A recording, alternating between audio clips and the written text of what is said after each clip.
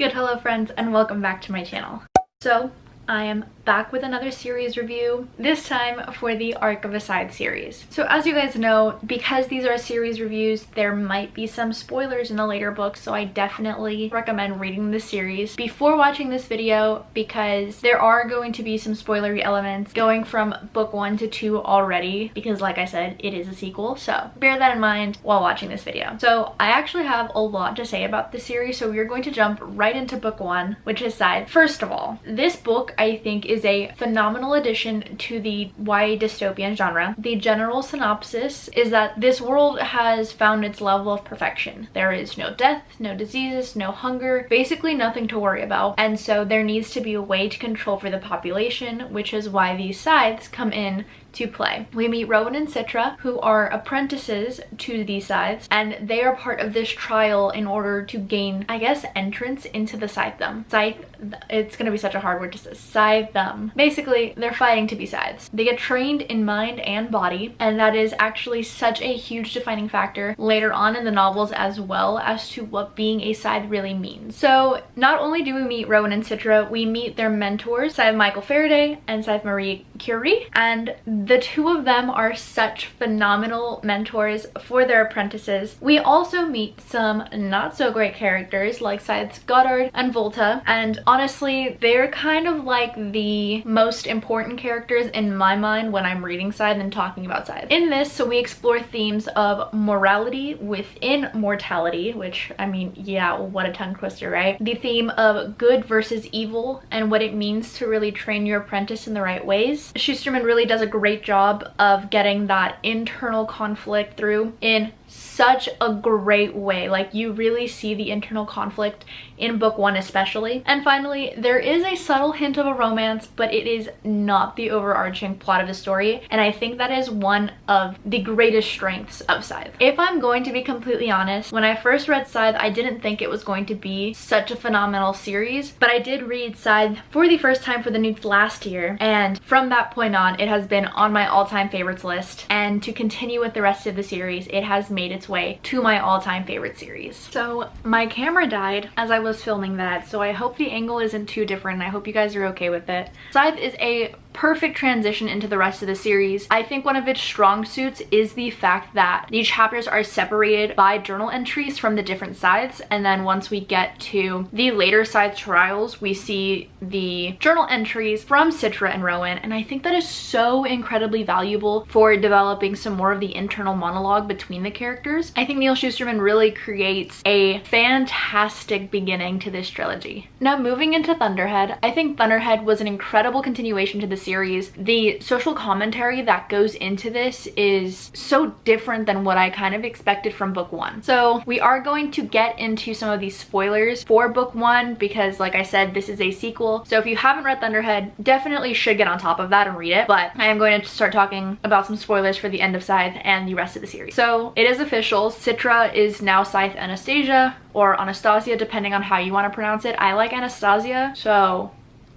yeah. Rowan is now known as Scythe Lucifer, as he lost the Scythe trials, and quite frankly, he's on quite the mission. I think Rowan's character is one of my favorites for this exact reason, because of how complex he does end up getting. We meet some of the new characters that we meet include Munira Atrushi. I really hope I pronounced that correctly. I think I did, but I'm not sure. She had been denied the Scythedom, I believe it was like 5 years earlier, and so now she is a librarian at the Library of Alexandria, and she primarily interacts with Scythe Faraday, who was supposed to be dead. Who isn't, clearly. That is actually one of the biggest themes in this book. It's like people who are supposed to be dead don't stay dead, and it's kind of annoying if I'm gonna be honest, but it definitely does add to the plot conflict that both Citra and Rowan are having to face. We also meet Grayson Tolliver, and he is a much bigger character than I had anticipated when I was reading Thunderhead. I quite frankly thought his character was kind of annoying. I thought he didn't have much to offer except for being like the Thunderhead's place plaything, if you will. The Thunderhead did determine that Grayson was going to be someone huge and extremely important in this world, and he really does prove that. I think something really special in this book is the insight that we do get on the Thunderhead, considering the fact that it is the title of the book. Instead of seeing journal entries, we see kind of like data journal entries from the Thunderhead in separating the chapters, and I think it's so cool. I think this is literally one of my favorite parts of Thunderhead because it really is like such an incredible AI system. If you know me, you know that I love the Illuminae files, and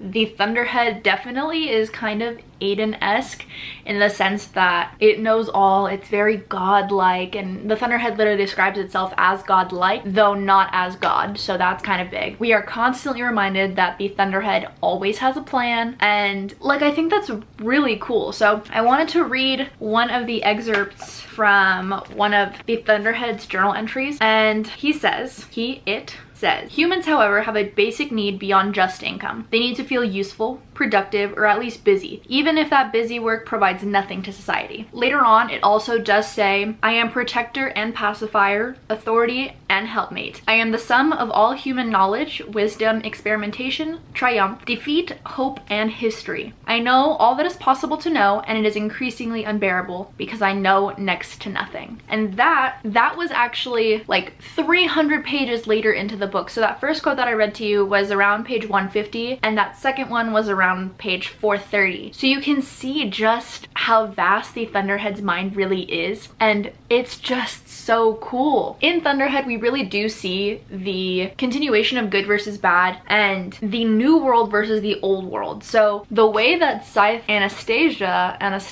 however you want to call her, the way that she gleans is very different from how some of the old order Scythes do it, and there's a lot more compassion in that. And that also becomes part of the reason that Rowan is so, oh my gosh, like what even is the word? Why Rowan is so adamant about being Scythe Lucifer, in the sense that he won't stand for the sides that are doing things unjustly. Like I said, I think Rowan is a very complex character, and I do love him a lot, and I love the conflict that he has with Goddard, who is supposed to be dead but keeps coming back as the piece of crap that he is. And finally, the Toll, which is the conclusion to this epic trilogy. This is kind of like the epitome of like, if you thought the Thunderhead was done, you haven't seen anything yet, because the Thunderhead shows that it is really like, it is in it and it is ready to either ruin your life or make it so much better. So something to keep in mind is the Thunderhead doesn't have any authority when it comes to Scythe business. All it really can do is kind of throw some warnings here and there, and you know, hope you pick them up and actually choose to act on them. So in book 3, everyone is unsavory, which means that the Thunderhead will not talk to them. He will not respond to them. He'll listen. I keep calling it he. I think it has a very male presence, but that's besides the point. So the Tonists are this like religious cult, I guess that you could say, is in this Scythe world. You can definitely see a lot of conflict between the Scythes and the Tonists, and like I said, Grayson's character is huge, and the Thunderhead makes sure that readers know that. We meet several characters, including Jericho, who is a Madagascan non-binary character who determines their gender based on the clouds. They're a salvager when it comes to marine stuff, and so Jericho and Scythe Sydney Posuelo are on the mission essentially to find Citra and Rowan after the events of Thunderhead. Now, I don't want to give too much away, but the Toll does follow Thunderhead 3 years after, and so with them discovering where Citra and Rowan were, the levels of complexity in this plotline do grow, and it's just so cool to see how everything gets pieced together in this book. We get to learn a little bit more about Scythe's Goddard and Rand, and honestly, I think Ayn Rand is one of the most complex characters in book 3, especially because she is very much so overshadowed by Robert. There really isn't like, she doesn't seem to have much of a purpose except for protecting him until we see some of the more subtle hints of what she really is made of. The social commentary that goes into book 3 is very easily one of my favorite aspects of it. This book was published in late 2019, and if you know anything about American history or about American news, point blank period, you know that we have a president that is very interesting, and I think there's there's a lot of hints as to what Goddard looks like in relation to the American climate right now. There are a couple of moments that are kind of parallels to America right now, and I'm going to share those with you. The first being, Goddard wants to create an algorithm for those most likely to act against the Scythedom. So this isn't even like people have acted and they're being prosecuted. The question literally ends up being, and I quote, "Are you saying we should glean people for an offense before they actually commit one?" Now, you can amount this to any sort of crime policy in the sense that there is definitely social profiling that goes on here. He almost wants to create a race war, but they create a new standard for what race is and what bias is. And I think Neal Shusterman does a great job of creating that extra level of politics that we as readers are able to relate to, especially here in America. However, later in the book, someone asks Goddard, "What, are you planning on building a wall?" And he goes, "No, only idiots build walls." And I thought that was hilarious. I couldn't stop laughing. I legitimately had to put the book down, and I took a picture and I posted it on my Instagram, and I thought it was so funny that it was just like, no, only idiots build walls. And I was like, thank you, Neal, thank you. I do think that The Toll does have some slight setbacks, and after looking at some of the other reviews that were much lower stars than mine, where I gave all of the books 5-star, but there were a couple of 3-star and 2-star ratings that I had read. One of the concerns being that the book is way too long, and although I can agree at some points, there were moments where I was kind of not bored, but I wanted to know what was going on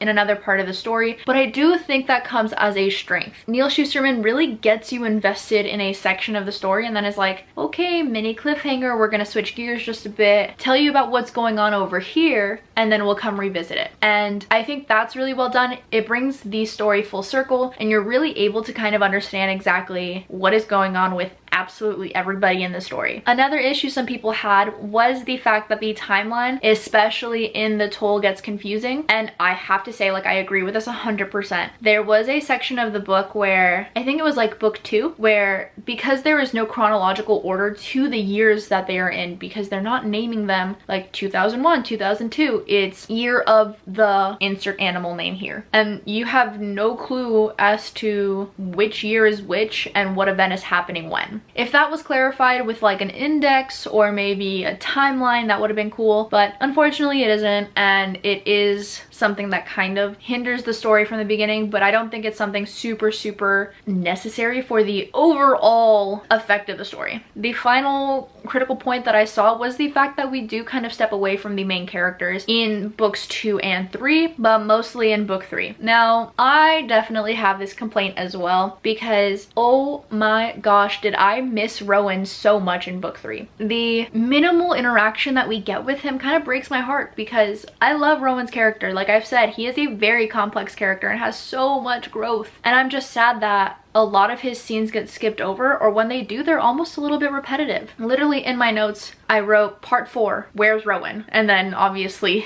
the rest of my notes, but it was something that I was feeling. But I think focusing on the other characters is huge, because it tells you it's not a story just about 2 people. There's so much more to this world, and that everything that happens in this world doesn't just affect one person, it affects everybody that surrounds them. I do, however, think that the ending of this trilogy is still very satisfying. It is an open ending, so it gives you a lot of room to kind of imagine what their lives would be like. And although I would absolutely love a novella with just like maybe like 20 years later, 30 years later, as to what civilization looks like for them now, especially after the ending of The Toll, which I am absolutely not going to spoil. Y'all need to go read this book. It is so good. It's so good. I absolutely ate it up. I think I read it in like 3 days, and if I wasn't busy, I probably would have read it in 2. I think this series is so complex, and it has so many layers to it that you really kind of have to sit and soak it all in, and I guess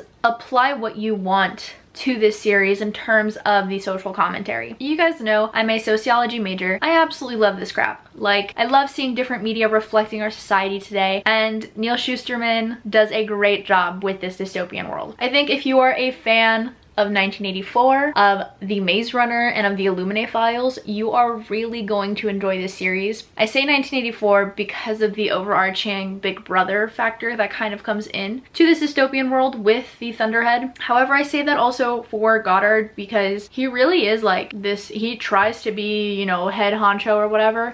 He's psycho, but his character is so important in this story. I say The Maze Runner because we really kind of are experimenting with a lot of things with the Thunderhead. It creates its own society, and I think that's something that we see a lot in The Maze Runner because we have this mini society being controlled by so many people. And obviously you guys know why I would say the Illuminae files, because oh my gosh, are Aiden and the Thunderhead like brothers? I would argue that the Thunderhead is a smarter version of Aiden, and that the Thunderhead is a lot more self-aware than Aiden ever could be. Some exciting news with this series is the fact that Scythe was bought in 2016 by Universal to be adapted into a movie with Neil Shusterman as an executive producer. However, after lots of research, I haven't found anything else. That's only slightly disappointing because I do think this would be a really cool movie, but at the same time, I would be really hesitant only because there are so many layers to this story that I don't think like an hour-and-a-half movie will do justice. So like I said before, I gave all of these books a 5 out of 5 stars. I really enjoyed this series. I found that it was very different from what I had been reading so far, but also in the sense that the dystopian genre has been used, and I think this was done in a really new and refreshing way. You really get to learn about all of the different societies within this world, and you can see where Neil Shusterman got a lot of his inspiration. I think the characters are very unique, and quite frankly, I'm never really bored of any of them except for Grayson. I think Grayson is annoying still, but I know he serves his purpose, as does every single character. I think the Thunderhead as an overarching body does a great job of telling you like, hey man, I got a plan and I'm not gonna tell you about it, but just trust me, it's gonna work. I think it's so much fun, and I would highly recommend this series to anyone. So that is it for this series review. If you like this mini series, I guess, that I'm doing, please let me know in the comments down below. I also have a full blog post that is linked in the description down below about the Arc of a Scythe series if you would like to read it. And if you like this video, make sure to leave a like, comment, and subscribe. And until then, I'll talk to you on Instagram.